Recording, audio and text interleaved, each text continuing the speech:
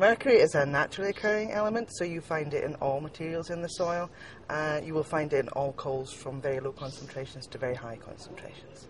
When you burn coal, the mercury is released. It can be released in a particulate form, which would be captured nice and easily. It can be released in an oxidized form, which can also be soluble and sticky. That's nice and easy to control. And unfortunately, in an elemental form, which will be released into the atmosphere, and that is a major problem. INC is the International Negotiating Committee working towards a legally binding instrument on mercury to control emissions throughout the world. This is why we negotiate treaties in the international community to protect people. We are meeting in Nairobi this year. We have over 100 countries represented with about 800 delegates. We have representatives from the NGO community, from IGOs, from interested parties and from various associations. The worst place for mercury to be is in the global environment. Elemental mercury can stay in the atmosphere for up to 2 years and therefore travel globally. However, if you capture it in the oxidized or particulate form, it is then either in a solid form or in a liquid form, and that's far easier to control, to take away, to clean up and deposit somewhere.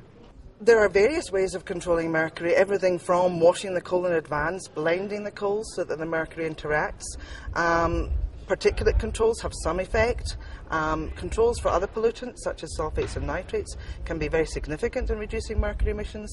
And then if you feel that you really want to control your emissions by over 90%, then you can look at specific mercury control strategies. Once mercury is trapped, it will either be in the bottom ash, which would normally be disposed of, in the fly ash, which can be disposed of or can be used in cement and concrete production, or in the FGD ash, that's the gypsum type material.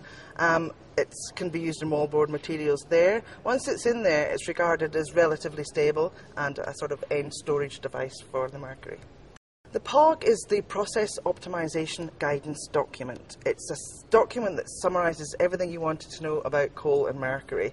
Everything from how to control the mercury in the coal itself, cleaning, through the plant, and what to do with it and wastes also.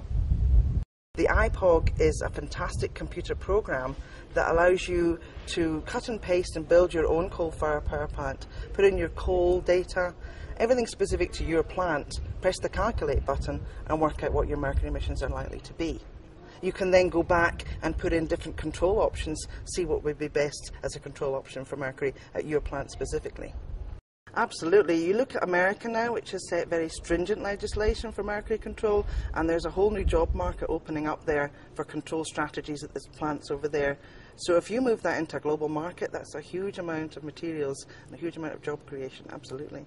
I'm very enthusiastic about the possibility of mercury control globally from coal-fired power plants. There's certainly a move internationally in the USA, Canada and Europe, Japan, Asia, even China towards reducing mercury and other emissions from coal combustion. And I think here in this forum we can see other countries recognising that control is an economic option for them also.